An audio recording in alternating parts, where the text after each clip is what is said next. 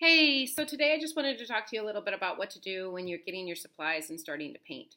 I'm just going to go ahead and get us started here. I already had my painting mat, my paper.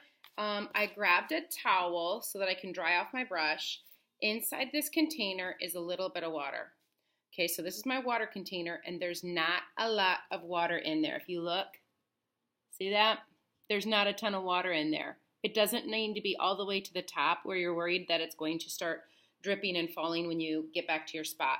And then I also wanted to grab a little bit of some paint. You don't need a ton of paint, just grab some. And then when you can get started painting. So let's just say, for instance, I'm going to do a sky for my painting.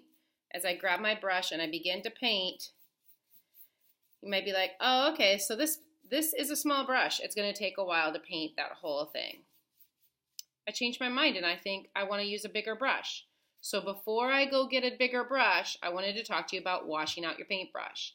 Dip it into the water, swirl it around. Get those bristles so that it's touching the bottom of the cup. When you have water that's touching the bottom, it's dripping off. That means it's still really wet.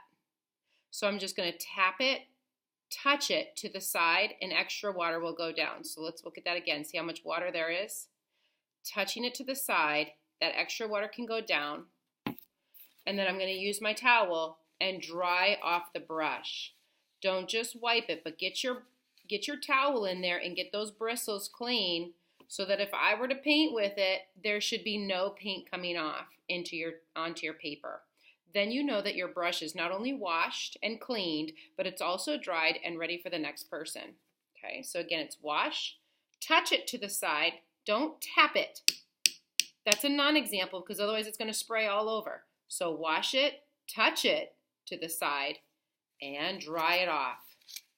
Now you're ready to go get another color or another brush, whatever you need to continue working on your painting. Thanks, everybody. I hope that helps when you're using your water, you're using your brushes, and you're ready to begin getting new supplies.